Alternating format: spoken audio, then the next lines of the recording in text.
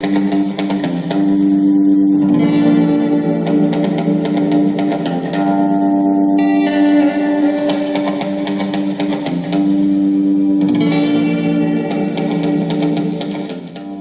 corazón es un cazador solitario. Autora Carson McCullers. Segunda parte. Capítulo número 1.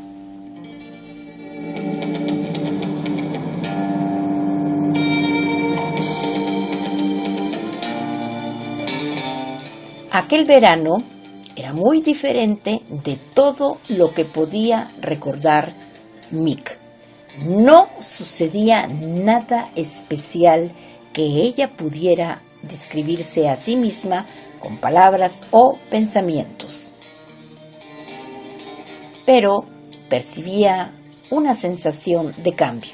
Estaba continuamente excitada. Por la mañana apenas podía esperar a bajar de la cama y empezar el día. Por la noche aborrecía el momento de volver a la cama. Inmediatamente después del desayuno, sacaba a los pequeños a pasear, y excepto a la hora de las comidas, los tres estaban fuera la mayor parte del día. Gran parte del tiempo vagaban por las calles, ella empujando el carricoche de Ralph y Boober siguiéndoles detrás. Siempre bullían en su cabeza ideas y planes. A veces levantaba la mirada de repente y se encontraba en una parte de la ciudad absolutamente desconocida para ella, y en un par de ocasiones se tropezó con Bill por la calle, y la muchacha estaba tan distraída con sus pensamientos que él tuvo que cogerla del brazo para que le viera. Por las mañanas temprano hacía un poco de fresco, y sus sombras se extendían en la acera delante de ellos, pero a mediodía el cielo ofrecía un aspecto abrasador. El resplandor era tan intenso que hería los ojos y obligaba a cerrarlos. Un montón de veces los proyectos sobre las cosas que iban a ocurrirle tenían mucho que ver con el hielo y la nieve. En ocasiones era como si estuviera en Suiza, con todas las montañas cubiertas de nieve, y ella se encontraba patinando sobre un frío hielo coloreado de verde. Mr. Singer patinaba con ella, y quizá también Carol Lombard o Arturo Toscanini, el que tocaba por la radio. Patinaban juntos, y el hielo se rompía, y Mr. Singer se caía por el agujero del hielo, y ella se zambullía sin preocuparse del peligro, y nadaba bajo el hielo y le salvaba la vida. Ese era uno de los planes que siempre discurría por su mente. Por lo general, después de pasear un rato, situaba a Boober y a Ralph en algún lugar sombreado. Boober era un chico fenomenal y ella lo tenía bien entrenado. Si le decía que no se alejara más allá del alcance de la voz de Ralph, jamás lo encontraba jugando a las canicas con los chicos a 2 o 3 manzanas de distancia. Jugaba solo cerca del cochecito, y cuando ella los dejaba no tenía que preocuparse mucho por ellos. Mick o bien se iba a la biblioteca a mirar el National Geographic, o se dedicaba a pasear sola y a pensar un poco más. Si tenía algo de dinero, se compraba una golosina o un Milky Way en la tienda de Mr. Brannon. Este hacía descuento a los pequeños. Les vendía cosas que costaban un níquel por 3 centavos. Pero en todo momento, hiciera lo que hiciera, había música. En ocasiones, canturreaba para sí misma mientras paseaba, y otras veces escuchaba en silencio las canciones que sonaban dentro de ella. Había toda clase de música en sus pensamientos. Parte de ella la había oído en las radios, pero otra estaba ya en su mente sin que jamás le hubiera oído en ninguna parte. Al llegar la noche, en cuanto los pequeños estaban en cama, quedaba en libertad. Era el momento más importante de todos. Muchas cosas sucedían cuando ella estaba sola y era de noche. Inmediatamente después de cenar, se escapaba nuevamente de casa. No podía contar a nadie las cosas que hacía por la noche. Y cuando su mamá le hacía preguntas, le respondía con algún cuentecito que sonaba razonablemente. Pero la mayor parte del tiempo Si alguien la llamaba, ella se escapaba como si no lo hubiera oído. Eso valía para todos, excepto para su padre. Había algo en la voz de su padre que le impedía huir. Era uno de los hombres más grandes y más altos de toda la ciudad, pero su voz era tan tranquila y agradable que la gente se sorprendía cuando él hablaba. Por más prisa que tuviera, Mick siempre se detenía cuando su padre la llamaba.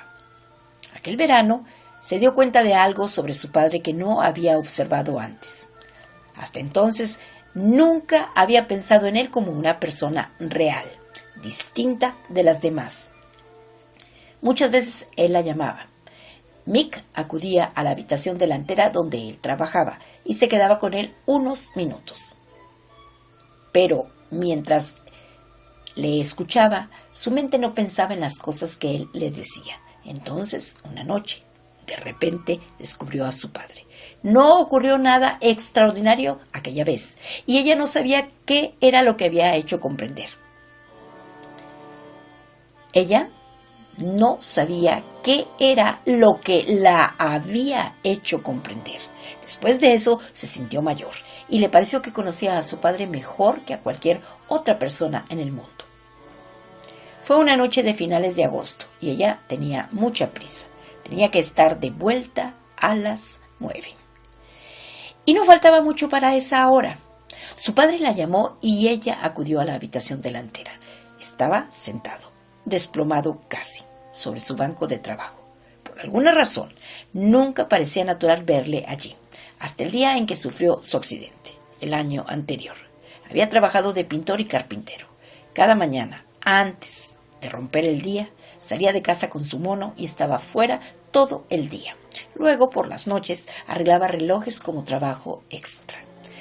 Muchas veces había intentado conseguir un empleo en una joyería donde pudiera sentarse tranquilamente a una mesa todo el día con una limpia camisa blanca y corbata. Ahora, cuando ya no podía ejercer más el oficio de carpintero, había puesto un rótulo en la fachada que rezaba: reparaciones baratas de relojes. Pero no se parecía a la mayor parte de los relojeros. Los del centro de la ciudad eran unos menudos judíos morenos y de gestos rápidos. Su padre era demasiado alto para el banco de trabajo y sus grandes huesos parecían ensamblados desarticuladamente. Su padre no hacía más que mirarla. De inmediato, la muchacha supo que no la había llamado por ninguna razón en especial. Solamente sentía una gran necesidad de charlar con ella. El hombre buscó alguna manera de empezar. Sus ojos castaños eran demasiado grandes para su alargada y delgada cara. Y como había perdido hasta el último de sus cabellos, su pálida calva le daba cierto aspecto de desnudez. Seguía mirándola sin hablar, y ella tenía prisa. Tenía que estar de vuelta a las 9 en punto, y no quedaba tiempo que perder. Su padre vio que la muchacha tenía prisa y se aclaró la garganta.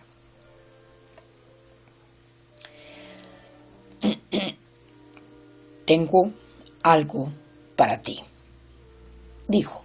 «No es mucho, pero quizá puedas arreglarte con ello». No tenía por qué darle ninguna moneda, solo porque estaba solo y quería charlar. De lo que ganaba se guardaba solo lo suficiente para tomar cerveza un par de veces por semana. En este momento había 2 botellas en el suelo junto a la silla, una de ellas vacía y la otra acabada de abrir. Y siempre que bebía cerveza, le gustaba charlar con alguien. Su padre hurgó en su cinturón y ella desvió la mirada. Aquel verano se comportaba como un niño con eso de guardarse las monedas de 5 y 10 centavos. A veces los escondía en los zapatos y a veces en una pequeña hendidura que había practicado en su cinturón. Mick solo deseaba la moneda a medias, pero cuando él se la alargó, su mano estaba ya abierta y lista con naturalidad. «Tengo tanto trabajo que hacer que no sé por dónde empezar», dijo él. «Eso Esto era justamente lo opuesto a la verdad, y él lo sabía tan bien como ella. Nunca tenía muchos relojes que componer, y al terminar vagaba por la casa para hacer cualquier pequeña tarea que fuera necesaria. Luego, por las noches, se sentaba en su banco, limpiando viejos muelles y volantes y tratando de conseguir que el trabajo le durara hasta la hora de acostarse. Desde el día en que se rompió la cadera y tuvo que abandonar el trabajo, sentía una imperiosa necesidad de hacer algo en todo momento. Estuve pensando mucho anoche, dijo su padre. Se sirvió un poco de cerveza y esparció unos granitos de sal por el dorso de su mano. Luego lamió la sal y tomó un trago de la bebida. Mick tenía tanta prisa que le resultaba difícil estarse quieta. Su padre se dio cuenta de ello. Trató de decir algo, pero la verdad es que no la había llamado para decirle nada en concreto. Solo quería charlar con ella un momento. Empezó a hablar y tragó saliva. Ambos se miraron en silencio. Se prolongó un buen rato. Ninguno de ellos era capaz de decir una palabra. Entonces fue cuando ella se dio cuenta real de la existencia de su padre. No era como si se enterara de un hecho nuevo. Lo cierto es que lo había sabido todo el tiempo y de todas las maneras posibles, excepto con el cerebro. Ahora, de una manera sencilla y repentina, supo que tenía conciencia de su padre. Era un hombre solitario y viejo. Como ninguno de sus hijos acudía a él para nada y como no ganaba mucho dinero, se sentía como si lo hubiesen separado de la familia. En su soledad quería estar cerca de uno de sus hijos. Y todos estaban tan ocupados que no se daban cuenta de ello. Tenía la impresión de no ser de mucha utilidad para nadie. Mick comprendió esto mientras se miraban mutuamente a los ojos. Le produjo una extraña sensación. Su padre cogió un muelle de reloj y lo limpió con un cepillo empapado en gasolina.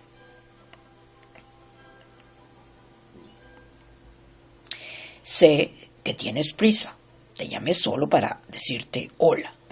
No tengo prisa ninguna, dijo ella. De verdad.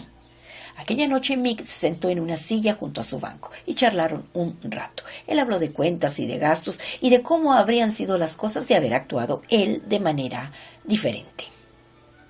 Bebió cerveza y en una ocasión las lágrimas asomaron a sus ojos y tuvo que sorberlas limpiándose la nariz con la manga de la camisa. Aquella noche Mick se quedó con él un buen rato, aunque tenía una prisa espantosa. Pero por alguna razón no fue capaz de hablarle de las cosas que tenía en su cabeza, de las cálidas y oscuras noches. Tales noches constituían un secreto y de todo el verano eran el momento más importante. Caminaba sola en la oscuridad y era como si ella fuera la única persona de la ciudad. Casi cada calle llegó a ser tan familiar para ella como su propia manzana. Algunos niños tenían miedo de caminar por lugares extraños en la oscuridad, pero ella no. Las niñas tenían miedo de que saliera un hombre de algún lugar y les hiciera las cosas que hacen los que están casados. La mayoría de las niñas eran tontas. Si una persona grande como Joe, Louis o el hombre montaña saltaba sobre ella y quería luchar, entonces ella se escaparía.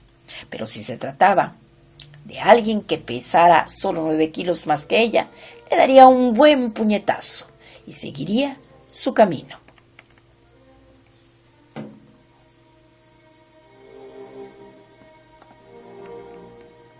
Las noches eran maravillosas y no tenía tiempo de pensar en cosas tales como tener miedo. Siempre que se encontraba en la oscuridad pensaba en la música. Mientras caminaba por las calles cantaba para sí y sentía como si la ciudad entera la escuchara sin saber que se trataba de Mick Kelly. Aprendió mucho sobre la música durante aquellas noches veraniegas que andaba en libertad. Cuando paseaba por los barrios opulentos de la ciudad, todas las casas tenían radio. Las ventanas estaban abiertas y ella podía oír toda clase de música maravillosa. Al cabo de un tiempo supo qué casas sintonizaban los programas que ella quería oír. Había en especial una casa que siempre ponía las buenas orquestas. y por las noches iba hasta esa casa y se deslizaba en la oscuridad del patio para escuchar. La casa estaba rodeada por hermosos macizos de arbustos y ella se sentaba en la espesura bajo la ventana. Y cuando todo había terminado, permanecía en la oscuridad con las manos en los bolsillos, pensando durante largo rato. Aquella era la parte más real de todo el verano. Escuchar aquella música por la radio y estudiarla.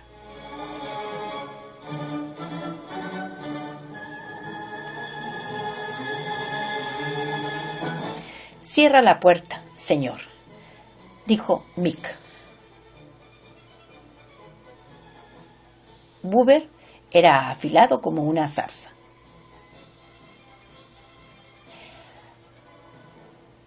«Hágame usted el favor, señorita», dijo a guisa de réplica. Era fenomenal aprender español en la escuela profesional. Había algo en el hecho de hablar una lengua extranjera que le hacía sentirse como si hubiera viajado mucho. Todas las tardes, desde que la escuela empezara, se había divertido pronunciando las nuevas frases y palabras españolas. Al principio, Buber se quedó atónito y era divertido observar la expresión de su cara mientras ella hablaba la lengua extranjera. Luego empezó a captarlo rápidamente. Y no transcurrió mucho tiempo hasta poder copiar todo lo que ella decía y recordaba las palabras aprendidas también. Naturalmente, no sabía todo lo que significaban las frases, pero de todos modos, ella tampoco las decía por su significado. Al cabo de un tiempo, el pequeño aprendió tan deprisa que ella abandonó el español y empezó a farfullar sonidos inventados. Pero no pasó mucho tiempo antes de que el pequeño la imitara también en esto. Nadie podía con el pequeño Buber Kelly. «Voy a hacer como si entrara por primera vez en esta casa», declaró Mick. «Entonces seré capaz de decir si la decoración está bien o no». Salió al porche delantero y luego volvió a entrar y se quedó en el vestíbulo. Durante todo el día, ella y Buber y Portia y su padre habían estado arreglando el vestíbulo y el comedor para la fiesta. La decoración consistía en hojas y enredaderas otoñales y papel de seda rojo. En la repisa de la chimenea del comedor y sobresaliendo por detrás de la percha de sombreros había brillantes hojas amarillas. Se había colocado enredaderas por todas las paredes y en la mesa donde estaría el tazón del ponche. El papel de seda rojo colgaba en largas tiras de la repisa y también se enrollaba en los respaldos de las sillas. Había suficiente decoración. Todo estaba conforme. Mick se frotó la frente con la mano y entrecerró los ojos. Buber estaba de pie a su lado y copiaba todos los gestos que ella hacía. «Quiero que esta fiesta salga bien, y tanto que lo quiero. Sería la primera fiesta que jamás había dado, y tampoco había asistido a más de 4 o 5. El verano anterior había ido a una fiesta de paseo, pero ninguno de los chicos le había pedido que bailara o paseara, de modo que se quedó junto al tazón de ponche hasta que se terminó el refrigerio y luego se marchó a casa. Esta fiesta no iba a parecerse en nada a aquella otra.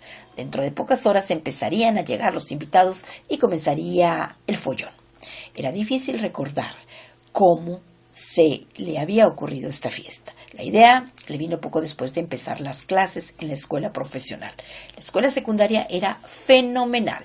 Todo era muy diferente de la primaria. No le hubiera gustado tanto de haber tenido que seguir un curso de taquigrafía como habían hecho Hazel y Etta, pero consiguió un permiso especial y tomó clases de mecánica como un muchacho. La mecánica, el álgebra y el español eran estupendos. Pero el inglés le resultaba tremendamente duro. Su profesora de inglés era Miss Miner. Todo el mundo decía que Miss Miner le había vendido el cerebro a un médico famoso por la suma de $10,000 para que cuando se muriera se lo extrajeran y comprobaran por qué era tan inteligente. En las pruebas escritas se descolgaba con preguntas tales como nombrar 8 contemporáneos famosos del Dr. Johnson y citar 10 líneas de El vicario de Wakefield, llamaba a los alumnos por orden alfabético y tenía abierta la libreta de calificaciones durante las lecciones. Y si bien era muy inteligente, la verdad es que era una vieja bastante desabrida. La maestra de español había viajado en una ocasión a Europa. Decía que en Francia la gente llevaba las hogazas de pan en la mano, sin envolver, y que se ponían a conversar en la calle mientras daban golpecitos con el pan a las farolas. Y que no había agua en Francia, solo vino. La escuela profesional era maravillosa en casi todos los aspectos. Entre las clases los alumnos corrían arriba y abajo del vestíbulo. Y a la hora del almuerzo vagaban por el gimnasio. Y eso fue lo que pronto empezó a preocuparla. En los pasillos la gente caminaba arriba y abajo juntos y todo el mundo parecía pertenecer a algún grupo en especial. Al cabo de un par de semanas conocía a la gente de los pasillos y las clases lo suficiente para hablar con ellos. Pero eso era todo. No era miembro de ningún grupo. En la escuela primaria ella simplemente se hubiera unido a cualquier grupo al que hubiera querido pertenecer. Y ahí habría acabado el asunto. Aquí era diferente. Durante la primera semana anduvo arriba y abajo por los pasillos sola y tuvo ocasión de meditar sobre esto. La idea de pertenecer a alguno de los grupos la obsesionaba tanto como la música. Tenía ambas cosas siempre presentes en su cabeza. Finalmente concibió la idea de la fiesta.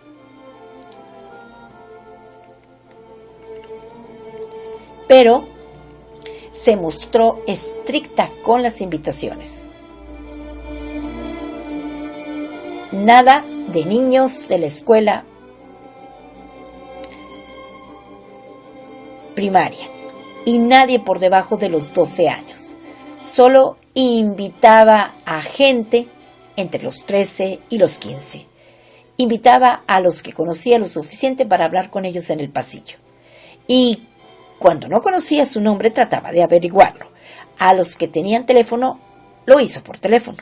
Y a los que no, los invitó en la escuela. Por teléfono siempre decía lo mismo. Dejó que Buber estuviera pegado a ella escuchando. Soy Mick Kelly, decía. Si no comprendían el nombre, seguía repitiéndolo hasta que lo captaban.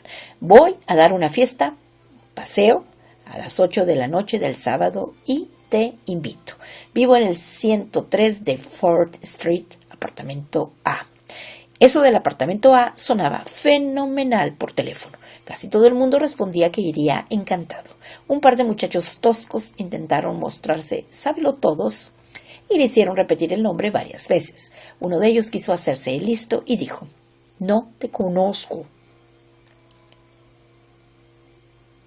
Mick le repuso con violencia: vete al diablo. Aparte de aquel tipo listo, había otros 10 chicos y 10 chicas y ella sabía que todos iban a venir. Aquella era una fiesta de verdad y sería mejor que y diferente de cualquier fiesta a la que ella había asistido o de la que le habían hablado. Mick echó una mirada al vestíbulo y al comedor por última vez. Junto al perchero de los sombreros se detuvo delante de la fotografía del viejo cara sucia. Era una foto del abuelo de mamá. Había sido comandante en la guerra civil y lo mataron en una batalla. Algún niño había dibujado unas gafas y barba en esta foto. Y cuando las marcas de lápiz fueron borradas, le quedó la cara sucia. Por eso le llamaba Mick el viejo cara sucia. La foto estaba en el medio de un marco de 3 partes. A ambos lados había fotos de sus hijos. Estos parecían tener la edad de Buber. Iban vestidos de uniforme y en su cara se dibujaba la sorpresa. También ellos habían muerto en una batalla. Hacía mucho tiempo. Voy a quitar esto para la fiesta. Creo que es vulgar, ¿no te parece? No lo sé, dijo Buber. Somos vulgares nosotros. Mick, yo no. Colocó la foto bajo el perchero. La decoración estaba bien. Mr. Singer quedaría encantado cuando volviera a casa. Las habitaciones estaban silenciosas y vacías. La mesa estaba puesta para la cena. Y luego, después de la cena, sería la hora de la fiesta. Entró en la cocina para echar una ojeada al refrigerio. ¿Crees que todo ¿irá bien?, preguntó a Portia. Portia estaba haciendo galletas. Las cosas de comer estaban encima del horno. Había emparedados de mantequilla, de cacahuate y de gelatina, y galletas de chocolate y ponche. Los sándwiches estaban tapados con un trapo húmedo. Mick les echó una furtiva mirada, pero no cogió ninguno. Te lo he dicho 40 veces. Todo va a ir bien, repuso Portia. En cuanto termine de servir la cena de los huéspedes, me voy a poner el delantal blanco y a servir todas estas cosas tan frías. Luego me voy a largar de aquí a las 9:30. Hoy es sábado por la noche y Highboy y Willy y yo tenemos nuestros planes también. Claro, dijo Mick, solo quiero que ayudes hasta que las cosas empiecen a marchar. Ya sabes. Se rindió y tomó uno de los emparedados. Luego hizo quedar a Buber con Portia y se marchó a la habitación central. El vestido que se iba a poner descansaba encima de la cama. Tanto Hazel como Etta se habían mostrado bien dispuestas a prestarle sus mejores ropas, considerando el hecho de que ellas no iban a venir a la fiesta. Lo que tenía allí preparado era un largo vestido de fiesta de gasa azul, zapatos blancos de charol y una diadema de diamantes falsos para el cabello. Un equipo realmente espléndido. Resultaba difícil imaginar qué aspecto tendría con aquello puesto. El sol estaba ya muy bajo y sus alargados y amarillentos rayos penetraban por la ventana. Si eran 2 las horas que necesitaba para vestirse para la fiesta, ya era hora de empezar. Dado que tenía intención de ponerse aquellas finas ropas, no era cosa de quedarse sentada y esperar. Muy lentamente se dirigió al baño, donde se quitó los cortos pantalones y la camisa y abrió el grifo del agua. Se frotó las partes ásperas de los tobillos y rodillas, y especialmente los codos. Hizo durar el baño todo lo que pudo. Corrió luego desnuda a la habitación y empezó a vestirse. Se puso la ropa interior y las medias de seda, e incluso uno de los sostenes de Etta por puro gusto. Luego, muy cuidadosamente, se puso el vestido y se calzó los zapatos. Era la primera vez que se ponía un vestido de noche. Se quedó largo rato contemplándose en el espejo. Era tan alta que el vestido le quedaba 2 o 3 centímetros por encima de los tobillos, y los zapatos le venían tan justos que le hacían daño. Siguió contemplándose largo rato en el espejo, hasta que finalmente decidió que una de dos: o parecía una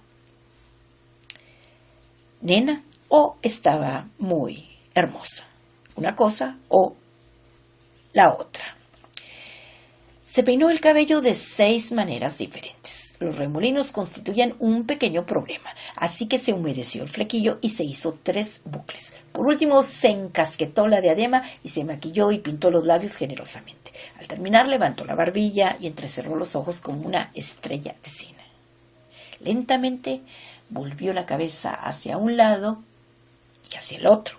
Estaba hermosa, francamente hermosa, pero no se sentía ella misma. Era alguien diferente de Mick Kelly. Faltaban 2 horas para que empezara la fiesta y sintió vergüenza de que alguien de su familia la viera vestida con tanta anticipación. Entró nuevamente en el baño y cerró la puerta. No podía arriesgarse a que se le arrugara el vestido sentándose, de modo que permaneció de pie en medio de la habitación, sintiendo como si fuera creciendo su excitación, presionada por las paredes de aquel estrecho cubículo. Se sentía tan diferente de la vieja Mick Kelly que supo que aquello iba a ser lo mejor que le sucediera en toda su vida, aquella fiesta.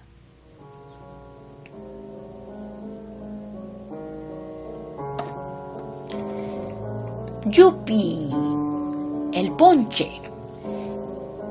El vestido más bonito que... Oye, ¿resolviste el problema aquel del triángulo 46 por 20? Pista. Dejen paso. La puerta principal se abría y cerraba a cada momento a medida que la gente iba invadiendo la casa. Voces chillonas se fueron mezclando con otras quedas hasta que se formó un único y espantoso vocerío.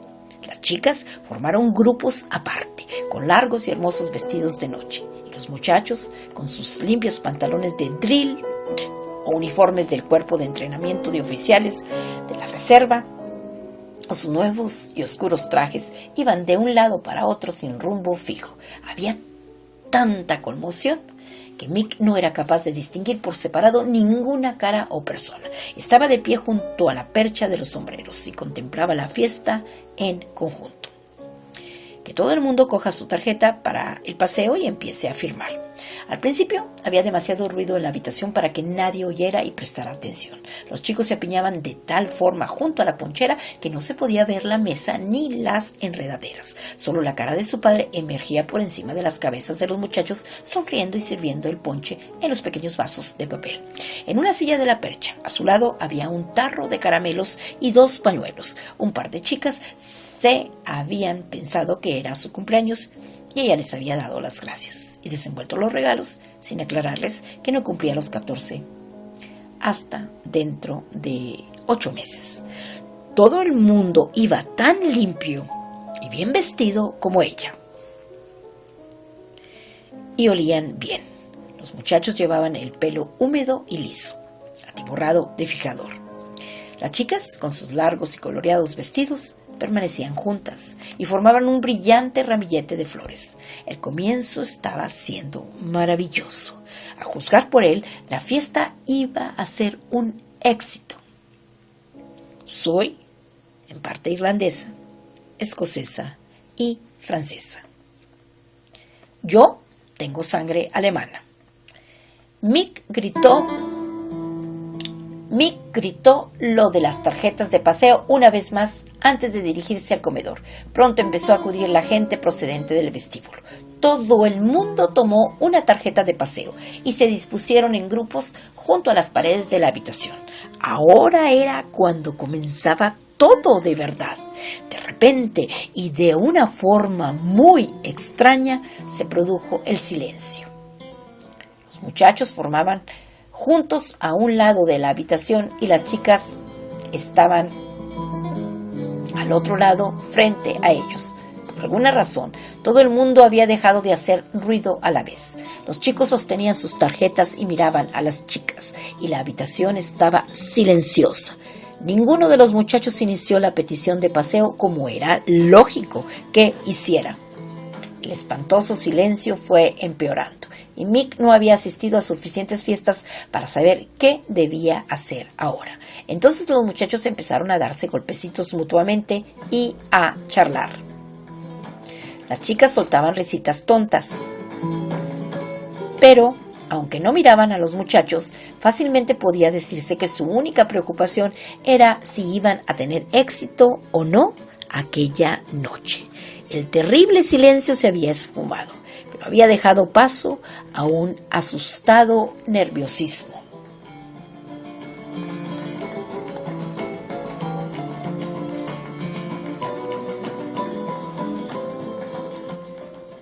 Al cabo de un rato, un muchacho se dirigió a una chica llamada Dolores Brown. En cuanto hubo estampado su firma, los demás muchachos empezaron todos al mismo tiempo a acosar a Dolores. Cuando su carnet estuvo lleno, empezaron con otra chica llamada Mary. Después, todo volvió a paralizarse de repente. Un par de chicas más obtuvieron 2 o 3 bailes. Y como era ella la que daba la fiesta, 3 chicos se acercaron a Mick a pedirle turno. Eso fue todo. La gente no hacía más que deambular por el comedor y el vestíbulo. Los muchachos, en su mayoría, se agrupaban en torno de la ponchera y presumían de sus hazañas. Las chicas, siempre juntas, se reían mucho fingiendo que lo pasaban estupendamente.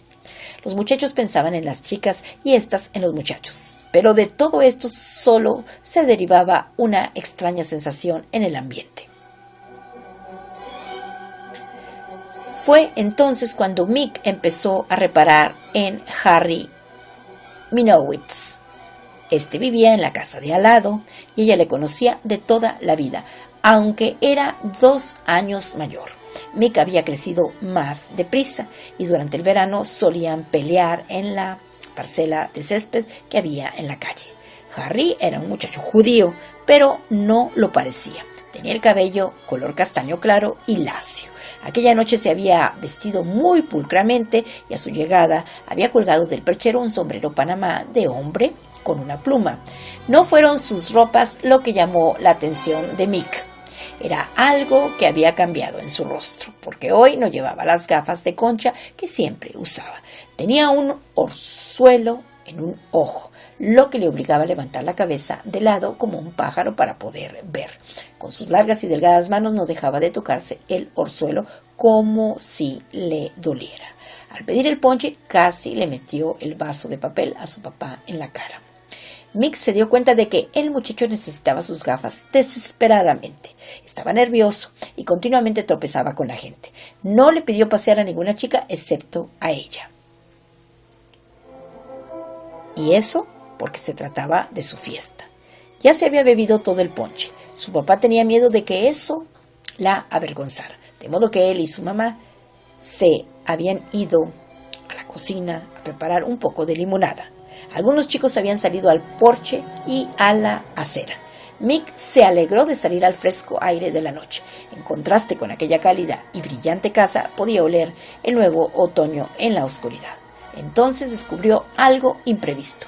A lo largo de la acera y en la oscura calle había un grupo de niños de la vecindad. Pet y Soccer Wells y Baby y Spatty Ribs. La pandilla entera, que empezaba por un niño más joven que Boober y terminaba en otro de más de 12 años. Había incluso niños que ella no conocía en absoluto y que, habiéndose olido una fiesta, venían a merodear por allí. Y también muchachos de su edad y mayores a los que ella no había invitado, bien porque le habían hecho alguna jugarreta o porque ella les había hecho una jugarreta a ellos. Iban todos sucios, vestidos con sencillos pantalones cortos, mugrientos, bombachos o con la ropa vieja de diario. No hacían más que vagar por allí para observar la fiesta. Al ver a aquellos niños, Mick experimentó dos sentimientos, uno de tristeza y el otro de cierta prevención. Me toca este paseo contigo. Harry Minowitz fingió que estaba leyendo su carnet, pero Mick no pudo ver que tuviera escrito nada en él. Su papá había salido al porche y tocaba el silbato, lo que significaba el comienzo del primer paseo. Sí, dijo ella. Empecemos. Comenzaron a caminar alrededor de la manzana. Con su vestido largo, Mick se sentía aún muy lujosa. Mirad a Mick Kelly, gritó uno de los niños en la oscuridad. Miradla. Ella siguió su paseo como si no hubiera oído nada, pero se trataba de Spatty Ribs y no tardaría mucho antes de que le pescara y le propinara un buen coscorrón. Ella y Harry caminaron deprisa a lo largo de la oscura acera y al llegar al final de la calle doblaron para seguir por otra manzana. ¿Cuántos años tienes, Mick? ¿13? Voy a cumplir 14. Ella sabía lo que Harry estaba pensando. Era algo que la atormentaba continuamente. Casi 1,68 m de altura y 46,5 kilos de peso. ¿Y solo? Tenía 13 años.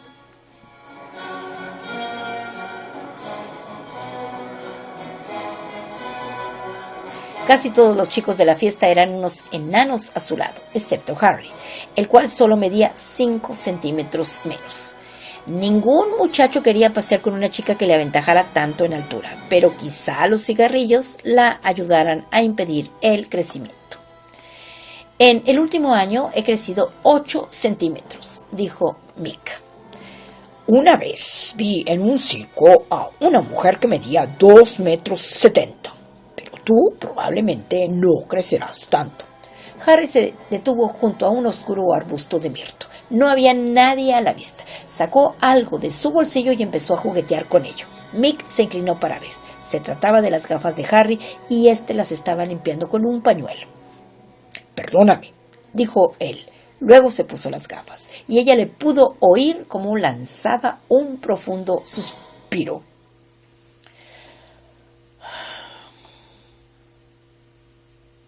Deberías llevar siempre tus gafas. Ya. ¿Y cómo andas sin ellas? Pues no lo sé. La noche era muy tranquila y oscura. Harry la tomó del codo cuando cruzaron la calle. Hay cierta damita en la fiesta que piensa que es afeminado que un muchacho lleve gafas. Esta persona... Oh, bueno, quizá yo soy un... Harry no terminó la frase. De repente se puso tenso, corrió unos pasos y dio un salto para coger una hoja que colgaba a algo más de 1 metro de su cabeza. Mick apenas podía ver la alta hoja en la oscuridad. Harry tenía un buen salto y cogió la hoja a la primera. Luego se la metió en la boca y soltó algunos puñetazos en el aire, como un boxeador que pelea con su sombra. Mick se le acercó. Como de costumbre tenía una canción en su cabeza y la estaba tarareando para sí. ¿Qué es lo que cantas? Una canción de un tipo llamado Mozart. Harry se sentía muy satisfecho. Daba saltos de costado como un boxeador ligero. Pues parece un nombre alemán. Me imagino que lo es. ¿Fascista? Preguntó él. ¿Qué? Te pregunto si ese Mozart es fascista o nazi. Mick pensó durante un momento. No, estos son nuevos y este tipo murió hace algún tiempo. Buena cosa. Empezó a dar puñetazos a la oscuridad otra vez. Quería que ella le preguntara por qué. Digo que es buena cosa, volvió a decir. ¿Por qué? Porque aborrezco a los fascistas. Si me encontrara con alguno de ellos por la calle, lo mataría. Ella miró a Harry. Las hojas recortadas contra la luz de las farolas ponían sombras rápidas moteadas en su cara. Harry estaba excitado. ¿Y cómo es eso?, preguntó Mick. Cielos, ¿no lees nunca el periódico? Mira, lo que pasa es... Habían dado la vuelta a la manzana. Una conmoción estaba teniendo lugar en la casa. La gente gritaba y corría por la acera. Mick sintió una desagradable sensación de mareo en el estómago.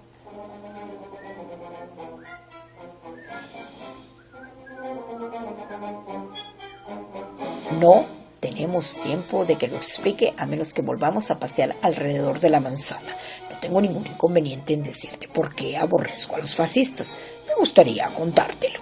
Aquella era probablemente la primera oportunidad que Harry tenía de soltarle aquellas ideas a alguien, pero Mick no tenía tiempo de escuchar. Estaba ocupada contemplando lo que sucedía delante de su casa. Conforme, nos veremos más tarde. El paseo había terminado, de modo que ella podía dedicar toda su atención al alboroto que veía. ¿Qué había ocurrido mientras ella estaba afuera? Al partir, la gente estaba por allí correctamente vestida y todo marchaba como en una fiesta de verdad.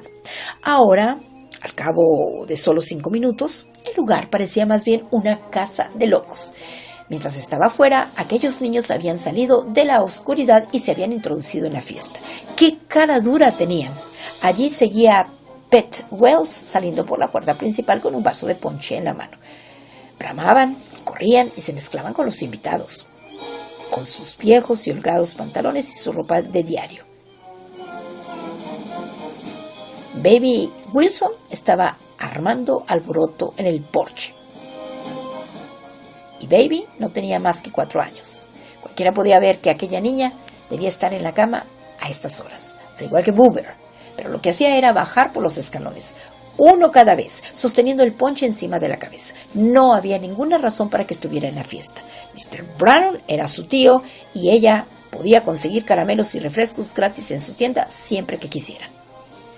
En cuanto llegó a la acera, Mick la cogió del brazo. Tú te vas directamente a casa, Baby Wilson, ahora mismo. Mick miró a su alrededor para ver qué más podía hacer para enderezar las cosas. Se acercó a Sucker Wells.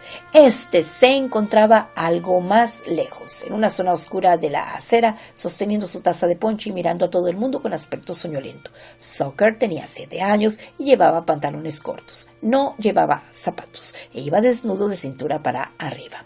No estaba armando revuelo, pero Mick estaba furiosa por lo que había sucedido.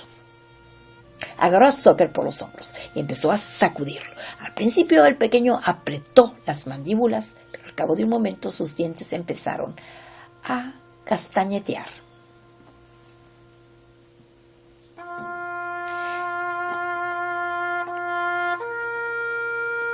Lárgate a casa, Soccer Wells. Deja de merodear por donde no te han invitado.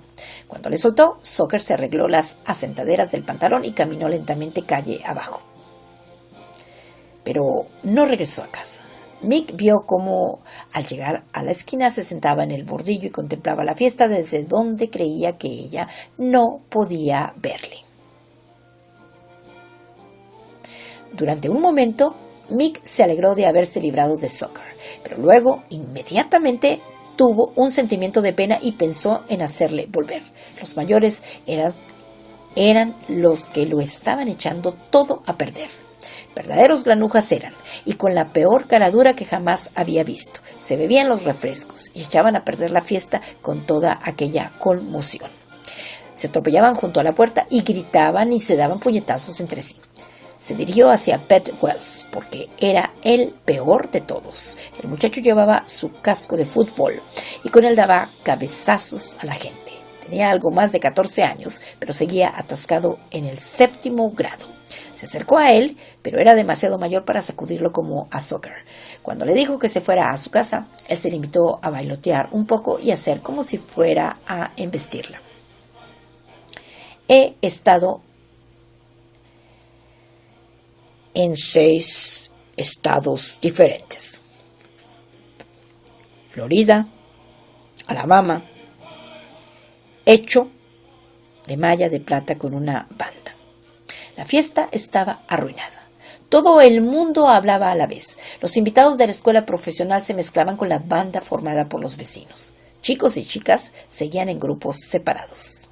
Sin embargo, y nadie paseaba. En la casa, la limonada se había terminado. Quedaba solo un poco de agua en el fondo del tazón, con algunas pieles de limón que flotaban en ella. Su papá se había mostrado demasiado amable con los chicos. Había servido ponche a todo el mundo que le acercaba una copa. Portia estaba sirviendo los emparedados cuando ella entraba en el comedor. En 5 minutos se terminaron todos. Ella solo consiguió tomar uno, de gelatina, con una especie de jugo rosado que se escurría a través del pan. Portia se quedó en el comedor para vigilar la fiesta. Me lo estoy pasando demasiado bien para irme, dijo. Ya les he mandado decir a Highboy y a Willy que se vayan a pasar el sábado sin mí. Todo el mundo está tan excitado aquí que voy a esperar a ver el final de esta fiesta. Excitación. Esa era la palabra. Mick la podía sentir en el comedor, en el porche y en la acera. También ella se sentía excitada. No era solo su vestido y lo hermosa que estaba su cara cuando pasó frente al espejo del perchero y vio la roja pintura de sus mejillas y la diadema de diamantes falsos en su cabello. Quizá era toda la decoración y aquellos chicos de la profesional mezclados con los niños de la vecindad. Mira cómo corren. ¡Ay, basta ya! No seas chiquilla. Un grupo de chicas corrían calle abajo, levantándose la falda y con el cabello ondeando al viento tras ellas. Algunos chicos habían cortado largos y afilados gajos de arbusto y perseguían a las chicas con ellos. Estudiantes de primer año de la profesional, vestidos todos para una verdadera fiesta y comportándose como niños. Aquello ya tenía de juego solo la mitad. Un muchacho se acercó a Mick con una espina y también ella echó a correr. La idea de la fiesta ya estaba completamente olvidada. Aquello era solo un vulgar juego callejero, pero del tipo más salvaje que ella viera jamás. Los niños de la vecindad habían tenido la culpa. Eran como una enfermedad contagiosa, y su llegada a la fiesta había hecho que todos los demás se olvidaran de la escuela secundaria y de que eran casi personas mayores. Era como en el momento de ir a tomar el baño de la noche, cuando uno se revuelca en el patio de atrás y se pone perdido solo por simple placer, antes de meterse en la bañera. Todos eran como niños salvajes jugando en un sábado por la noche. Y ella se sentía la más salvaje de todos. Gritaba y empujaba y era la primera en intentar cualquier nueva proeza. Hacía tanto ruido y se movía tan deprisa que no podía observar lo que estaban haciendo los demás. Su agitada respiración no le permitía hacer todas las cosas que deseaba hacer. La zanja de la calle. La zanja. La zanja. Fue la primera en echar a correr. Una manzana más abajo habían colocado cañerías nuevas bajo la calle y para ello habían cavado una zanja muy profunda. Los llameantes farolillos que rodeaban el borde despedían un resplandor rojo brillante en la oscuridad. Mick no pudo esperar a descolgarse. Corrió hasta llegar a las lucecitas ondulantes y entonces saltó. Con sus zapatillas de tenis hubiera aterrizado como un gato, pero los altos zapatos de charol la hicieron resbalar y se golpeó el estómago con el tubo. Se quedó sin respiración. Permaneció allí quieta, con los ojos cerrados. La fiesta. Durante un largo rato estuvo recordando cómo había pensado que sería, cómo se imaginaba a los nuevos amigos de la profesional. Pensaba también en el grupo del que deseaba formar parte cada día. Sería diferente ahora en los pasillos, sabiendo que todos aquellos chicos no eran nada especial, sino igual que los demás niños. No había problema con la fiesta arruinada, pero todo había terminado. Era el final. Mick se encaramó fuera de la zanja. Algunos niños jugaban alrededor de los pequeños faroles de llamas. El fuego producía un resplandor rojizo y largas y rápidas sombras. Uno de los muchachos había ido a su casa a buscar una careta de pasta comprada para el Halloween, la víspera del Día de Todos los Santos. No había cambiado nada en la fiesta excepto ella.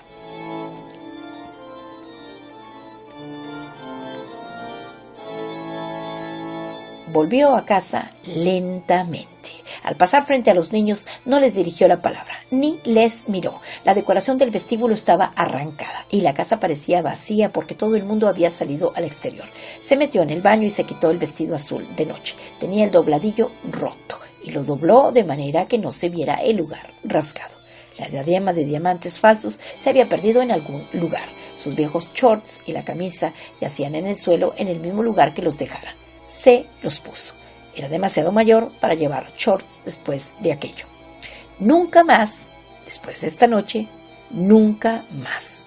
Mick salió al porche. Su cara estaba muy blanca sin la pintura. Hizo bocina con las manos y aspiró profundamente. Todo el mundo a casa. La puerta se cierra. La fiesta ha terminado.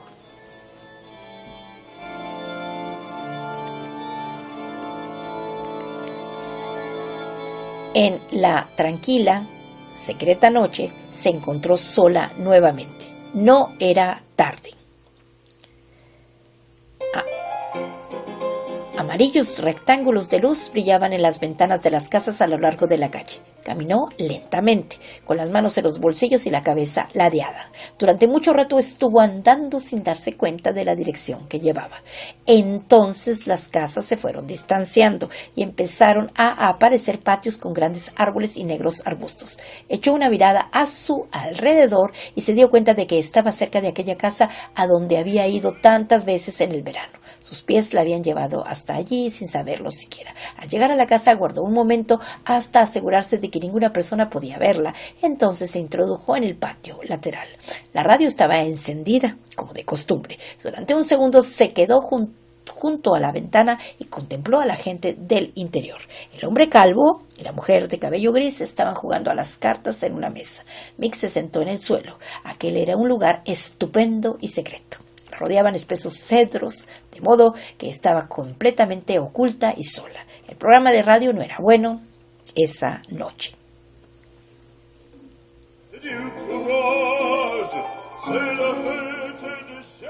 Alguien cantaba canciones populares que terminaban todas de la misma manera. Era como si estuviera vacía. Se metió las manos en los bolsillos y palpó con sus dedos. Había pasas, una castaña y un collar.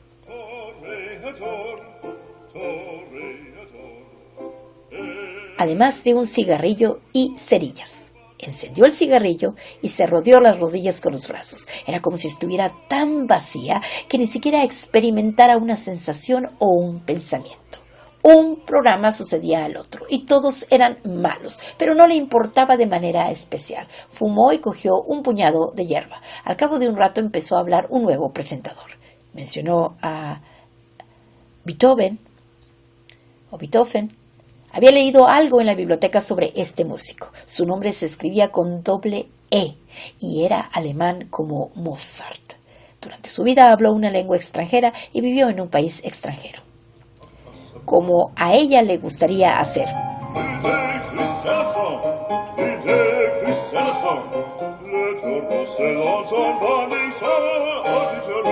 El presentador dijo que iban a tocar su tercera sinfonía. Mick escuchaba solo a medias porque quería pasear un poco más y no le importaba mucho lo que tocaban. Entonces la música empezó. Mick levantó la cabeza y se llevó el puño a la garganta. ¿Qué había ocurrido? Durante un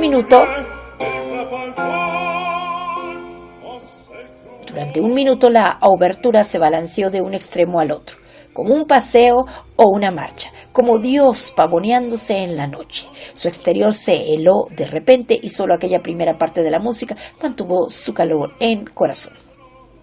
Ni siquiera pudo oír lo que sonaba después, sino que se quedó allí esperando y helada, con los puños apretados. Al cabo de un rato la música volvió con más fuerza y volumen. No tenía nada que ver con Dios, era ella, Mick Kelly, caminando durante el día y sola por la noche.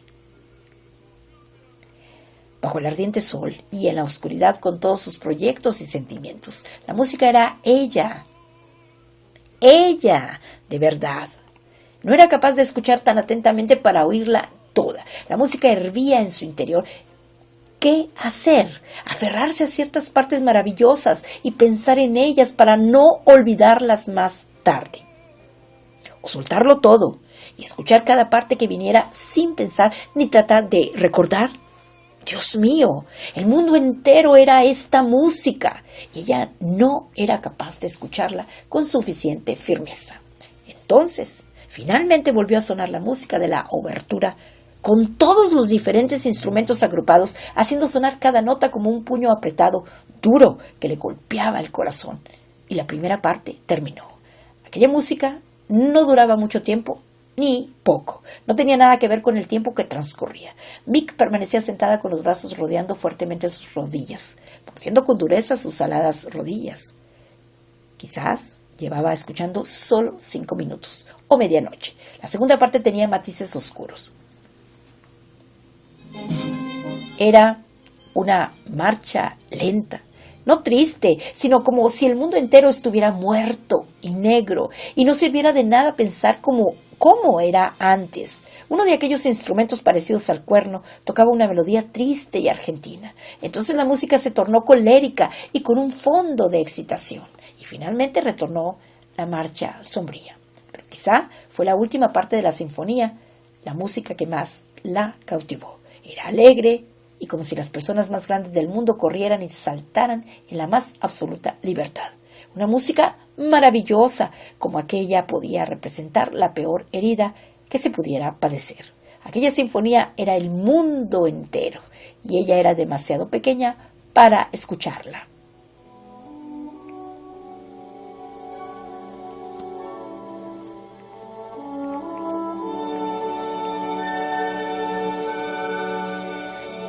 Finalmente, la sinfonía terminó y Mick se sentó muy rígida con los brazos rodeándole las rodillas. Otro programa siguió en la radio y Mick se tapó los oídos con los dedos. La música solo le dejaba aquel sufrimiento, además de un vacío.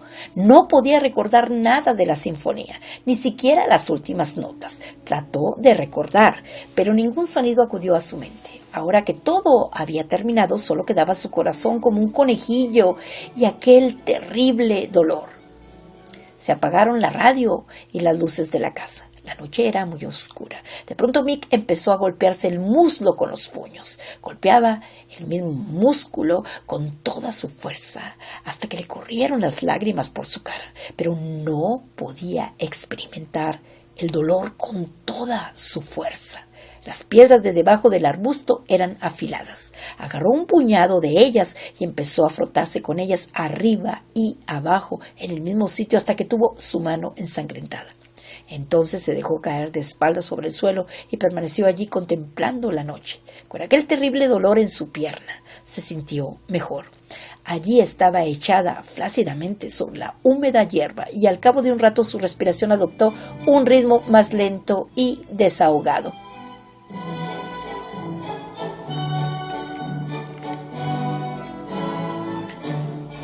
¿Cómo era que los exploradores no se habían dado cuenta, contemplando el cielo, de que el mundo era redondo? El cielo era curvo, como el interior de un enorme globo de cristal de un azul muy oscuro y salpicado de brillantes estrellas. La noche era tranquila. Se percibía el cálido aroma de los cedros. No estaba tratando de recordar la música cuando de repente le vino a la cabeza. La primera parte se desgranó en su mente exactamente tal como había sido tocada. Mick escuchó de una manera tranquila y lenta y pensó en las notas como un problema de geometría, de modo que podía recordarlas. Podía ver la forma de las notas muy claramente y sabía que no las olvidaría.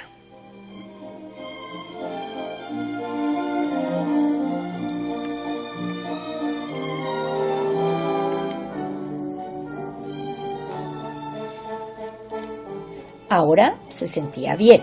Murmuró algunas palabras en voz alta. Señor, perdóname, porque no sé lo que hago. ¿Por qué había pensado en eso?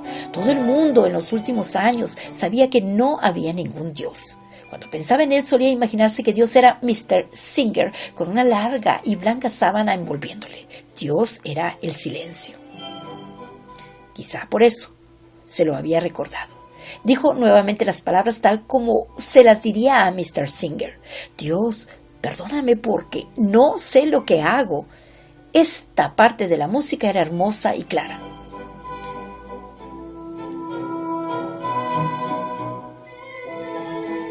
Podría cantarla ahora siempre que quisiera. Quizá más tarde, cuando acabara de despertarse una mañana, podría recordar algo más que la música. Si alguna vez oía nuevamente la sinfonía, habría otras partes que añadir a lo que ya tenía en su mente. Y tal vez si pudiera oírla 4 veces, solo 4 veces, la recordaría entera. Tal vez. Una vez más escuchó esta parte de la obertura de la sinfonía. Entonces las notas se hicieron más lentas y suaves, y era como si estuviera cantando lentamente en el oscuro suelo.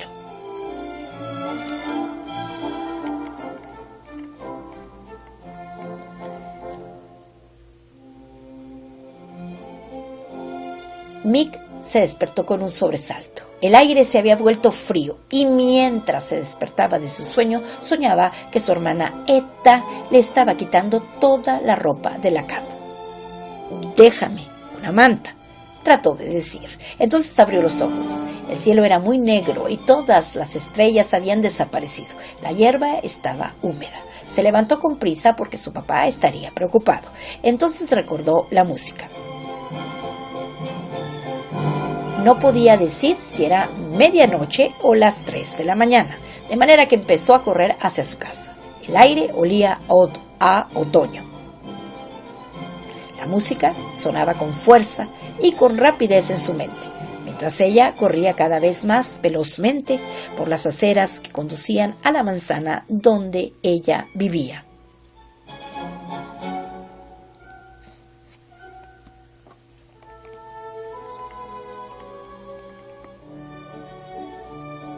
Aquí termina el capítulo primero, que corresponde a la segunda parte del libro que se titula El corazón es un cazador solitario, The Heart is a Lonely Hunter, cuya autora es Carson McCullers.